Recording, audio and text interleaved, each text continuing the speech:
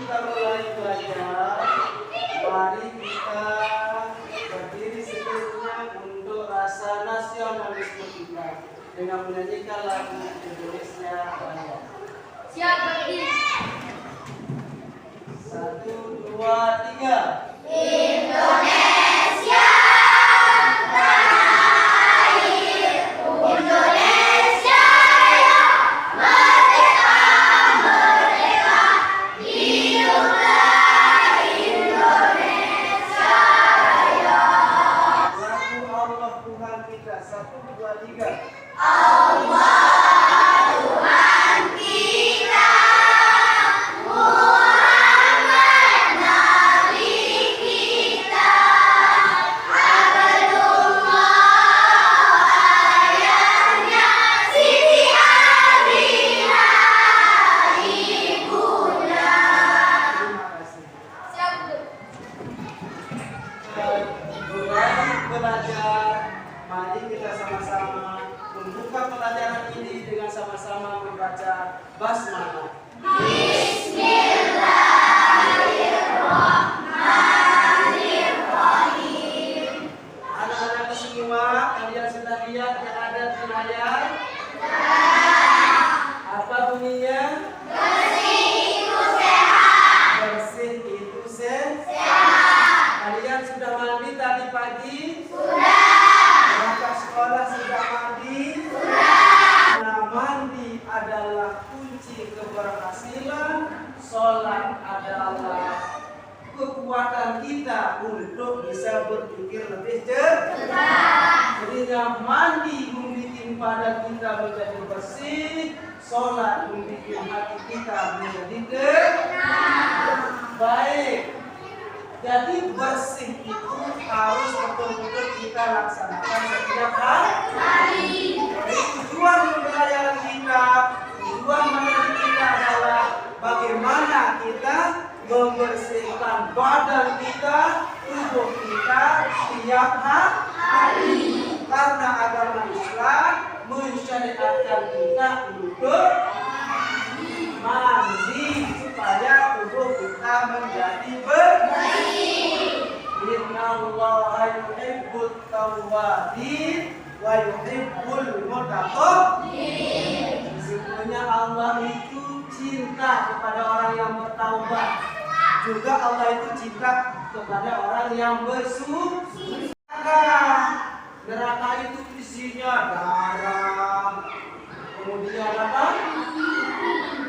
Apalagi?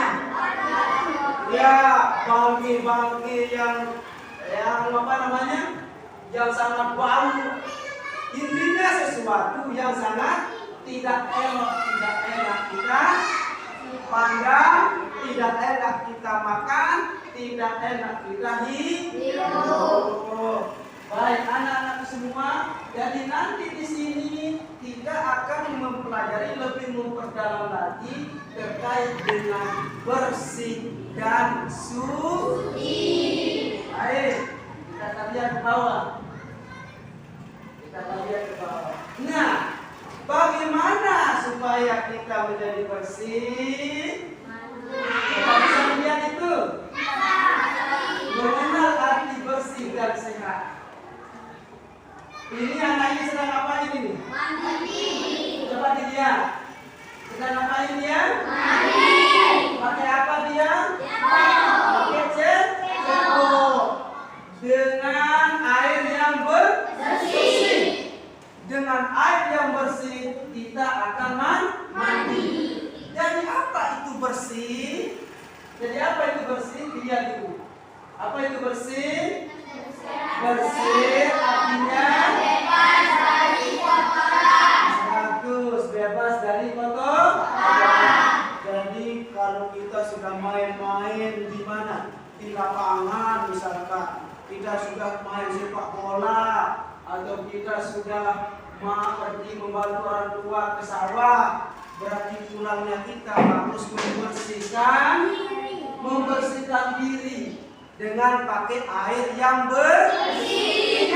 Yang kedua, jadi yang apa itu bersih tadi? Apa itu bersih? Apa itu bebas? bebas. Bebas artinya terhindar. Tidak ada lagi yang namanya kotoran yang menempel sedikit pun. Tidak ada yang menempel sedikit pun. Kemudian yang kedua adalah suci. Jadi bersih dan suci. Dua kalimat yang tidak bisa dipisah antara ibu dengan bapak, antara adik dengan kakak, antara suami dengan istri, antara siswa dan guru, tidak bisa dipisahkan. Sama seperti bersih dan suci. Bersih dan suci. Nah sekarang suci, apa arti suci? Bebas dari najis. Ada yang tahu mana yang bermasuk najis? Ya, kotoran anjing, jilatan anjing, apalagi? Ya, nanti kita bedakan antara bersih dengan suci. Karena bagaimanapun pula setiap sesuatu yang bersih insya Allah akan disayang sama teman. Dan siapapun yang suci insya Allah akan disayang oleh Allah. Berarti bersih dan suci adalah kita disenangi oleh teman, juga disayang sama Allah. Mau lupa gosok gigi, karena gigi ini bisa menyisakan makanan. Makanan itu kalau sudah sering atau banyak menempel di gigi, lama di gigi, bisa menjadi bakteri.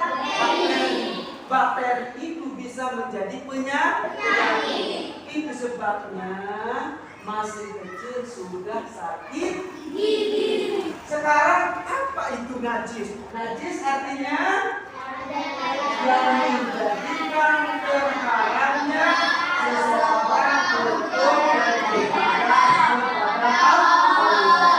Sesuatu yang bisa menghalangi kita beribadah kepada Allah. Arti menghalangi itu, kalau kita punya najis berarti kita tidak bisa menghadap Allah. Tidak bisa kita sholat. Maka kalau kita dalam situasi yang najis, maka kita tidak diterima sholat atau ibadah kita yang lain. Makanya harus bebas dari najis. Kemudian mana yang disebut dengan najis anak-anakku semua? Seperti terkena jilatan anjing. Ada anjing di rumahnya? Karena anjing itu adalah najis yang besar. Najis bukan bosok. Apalagi ya? Apalagi kotoran atau tidak. Apalagi air seni atau urin. Bahasanya kita adalah air kencing. Yes, pasti kok kotor. Sebaliknya kotor belum tentu. Contohnya apa? Contohnya terkena tanah, bukan nanah, tapi terkena tanah. Kemudian berikutnya adalah bersih atau suci dibagi menjadi dua, yaitu bersih dari hadas dan bersih dari najis. Jadi dua-duanya harus bersih dari hadas, bersih dari najis. Kita lihat hadas. Hadas ada dua macam. Apa tadi yang di atas itu? Bersih itu dibagi dua. Bersih dari hadas dan bersih dari najis. Yang disebut dengan hadas adalah apa? Hadas besar dan hadas kecil. Mana yang disebut dengan hadas besar? Seperti mimpi basah bagi laki-laki yang sudah dewasa. Bagaimana kalau perempuan?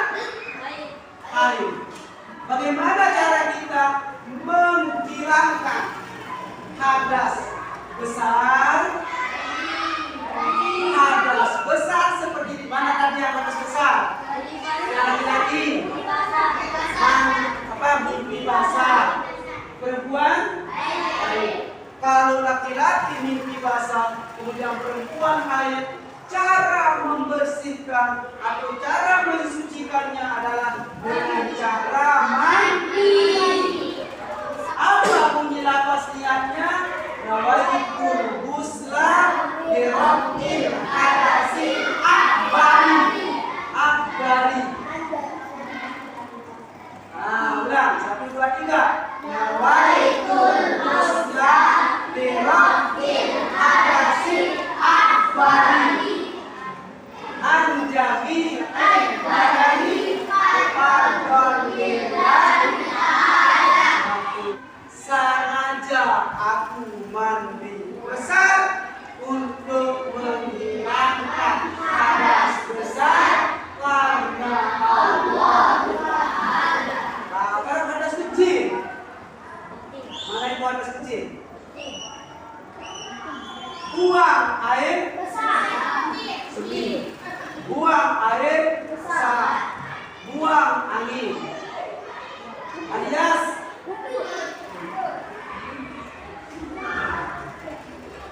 kentut. Jadi kalau kita kentut berarti kita sedang hadas kecil. Kalau kita sudah kencing berarti kita sudah hadas. Kalau kita sudah buang air besar berarti kita sedang apa? Hadas kecil. Hadas kecil itu bisa dicuci dengan air yang bersih. Bisa dicuci dengan air bersih. Misalkan kita sudah kencing, berarti kita harus membersihkan kemaluan kita dengan pakai tangan apa? Kiri. Dengan pakai tangan kiri. Bagaimana cara menghilangkan hadas besar? Harus bisa dengan cara mandi. Dengan cara mandi dan tayamum. Mandi menggunakan air yang bersih, air yang mutlak. Apa itu air yang mutlak? Air yang suci dan dapat air yang suci dan dapat mensucikan. Setelah pembelajaran ini kita tahu namanya bersih, sudah tahu namanya suci. Nanti kita harus terapkan dalam kehidupan kita. Jangan sampai kita tahu namanya bersih, tahu namanya suci, tetapi kita tidak terapkan. Jadi itu namanya ilmu kita menjadi ilmu yang sia-sia. Makanya cukup kita mengetahui bersih di sekolah, bersih di rumah, bersih badan, bersih pakaian sekolah, bersih pakaian kita sehari-hari. Cukup kita perhatikan ya, karena kita belajar untuk kehidupan kita. Kemudian berikutnya, nah, bagaimana Pak Guru kontrol giginya? Sudah mandi semuanya? Sudah. Coba lihat giginya. Coba lihat giginya. Sudah dipakaikan sikat? Sudah dipakaikan sikat? Minimal kita sikat gigi 2 kali dalam sehari.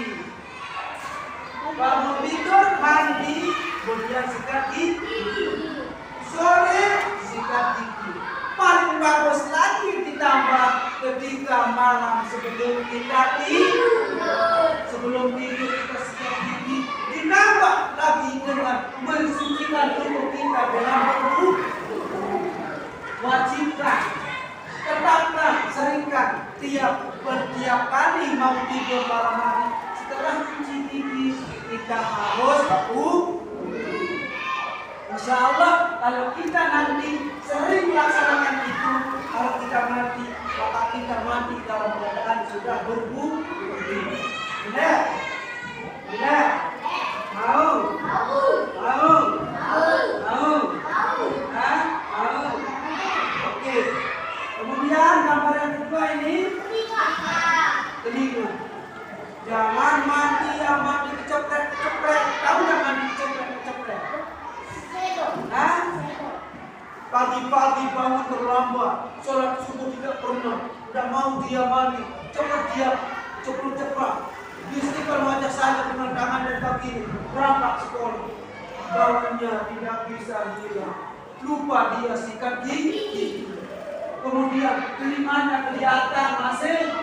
Kebetulan tadi malam sudah main apa? Main tanah-tanahan. Banyak tanah di telinga. Terlebih di telinga belakang telinga ini. Ya, makanya kalau mandi usahakan sering kuat-kuatlah untuk menggosok telinga dan telinga di sebelah belakang. Kenapa? Karena sering terlupakan. Kemudian yang kedua di lubang-lubang ini. Ya, ada yang jari. Itu fungsinya dari jari. Di lubang telinga ini. Ya, di lubang telinga ini. Kemudian berikutnya adalah leher. Iya, di leher ini adalah sering menempel yang namanya kodok. Sering menempel namanya kodok. Makanya kalau leher ini tidak digosok, maka nanti tanah banyak yang menempel di telinga. Kemudian berikutnya tidak lupa juga kita pakai sampo. Seperti kata pembuka supaya rambut kita menjadi harum, lembut, terbukti yang perempuan yang cantik-cantik, semakin ringan kepalanya dan seterusnya. Kemudian yang ketiga, lihat kukunya. Kukunya juga harus bersih. Udah lihat kuku Pak Guru? Lihat kuku Pak Guru? Tiap hari harus dibersihkan. Disunatkan tiap hari Jumat untuk mencabut kuku. Kapan disunatkan? Hari Jumat. Sering. Kukunya. Kemudian kalau ada kumisnya juga dibersihkan supaya kelihatan rapi. Karena Allah senang melihat yang rapi. Allah senang melihat yang bersih. Tidak perlu ganteng sebenarnya, tidak perlu cantik sebenarnya. Yang penting di sini adalah bersih. Bersih dari apa? Kotoran. Bersih dari apa? Nagas dan najis. Kemudian berikutnya adalah sekarang kesimpulannya bagaimana? Siapa yang bisa menyimpulkan? Silakan anak-anak, mungkin ada yang menyimpulkan. Kesimpulannya bagaimana? Membersihkan sesuatu yang najis, bagus. Apa lagi? Kotor belum tentu najis. Kotor belum tentu najis. Apa lagi tadi? Bersih ya? belum tentu suci.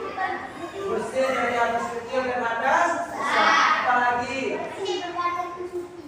Bersih belum tentu suci. Apalagi golkar bahwa